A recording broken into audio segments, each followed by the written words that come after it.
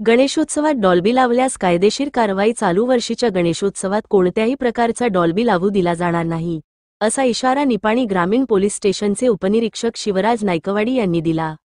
Dolby लावल्यास तो जप्त करण्यात येईल आणि मंडळाच्या पदाधिकाऱ्यांवर गुन्हा नोंदविला जाईल.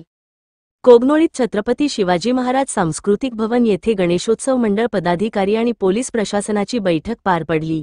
प्रारंभी माजी जिल्हा पंचायत उपाध्यक्ष पंकज पाटील आणि उपनिरीक्षक नायकवाडी यांच्या हस्ते शिवाजी महाराजांच्या पुतळ्याचे पूजन झाले.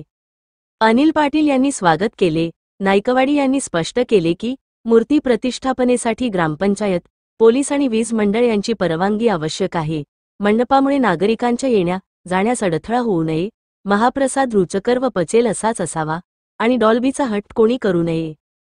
पंकज पाटील यांनी सांगितले की डॉल्बीमुक्त गणेशोत्सवाची सुरुवात कोगनोळीतून व्हावी. डॉल्बीसाठी दिलेली आगाऊ रक्कम ताबडतोब परत घ्यावी आणि नंतर कोणतीही तक्रार ऐकून घेतली जाणार नाही.